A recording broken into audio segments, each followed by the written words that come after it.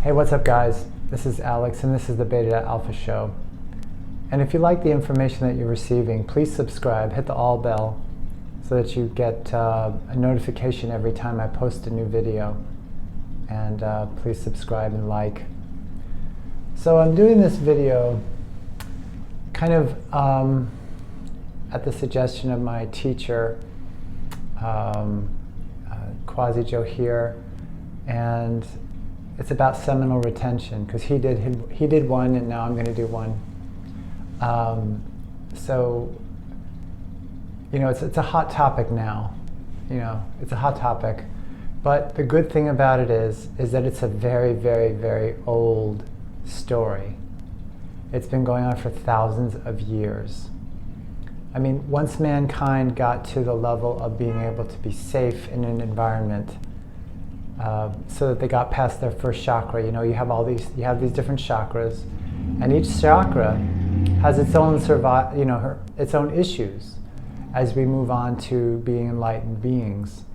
And when this energy is in the first chakra, we're mainly concerned with life or death. I mean, if we're being chased by something, or if it's freezing cold and we can't find shelter, we're not thinking about procreating. We are not thinking about that. And then we get to the second level, the second chakra. Yes, I have food, I have a place to stay or something. I know enough about the environment that I'll be safe. And now I can think about sex. So the energy of Kundalini or prana or chi, depending on if you go by the Taoist or if you go by the Hindu Tantra theory, basically says, well, I'll use the tantric idea that it's like a snake. It's coiled at the base of your spine, and this energy is like a nuclear bomb. And there is so much energy in there. I mean, we already have enough energy as it is, and like I think every cell contains like 0.001 of a volt or something like that. But you multiply that by 1 trillion cells, or how many cells we have in our body, that's a lot of energy. So this energy is sitting there, and most people live their entire lives and they never experience what it could be.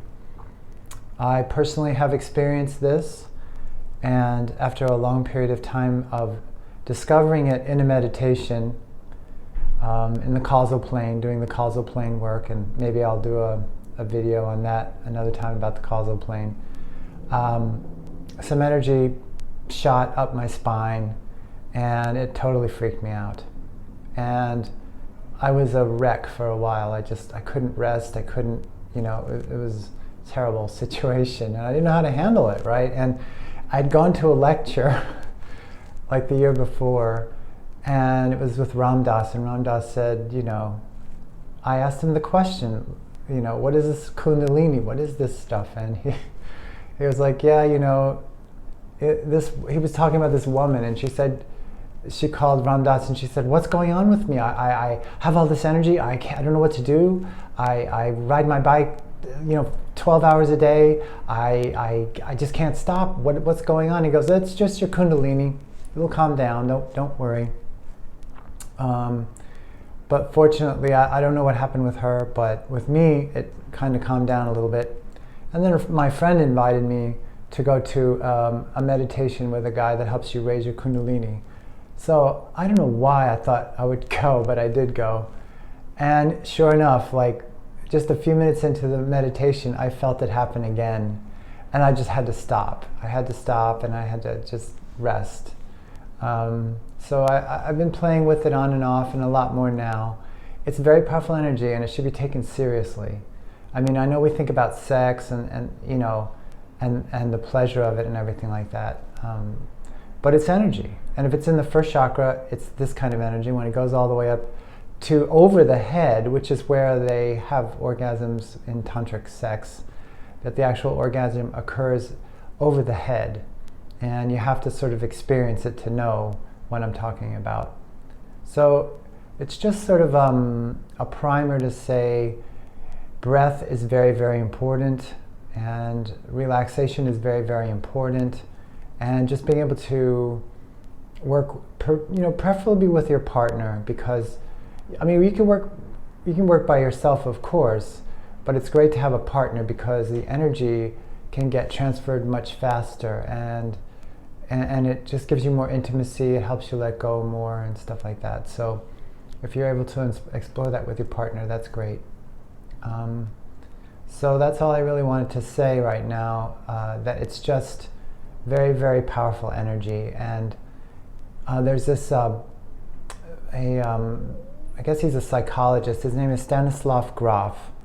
And his theory is that people that are crazy, rubber room schizophrenic actually have Kundalini energy running up and down their spines, out of control. And that is really what the problem is. It's bringing the energy under control.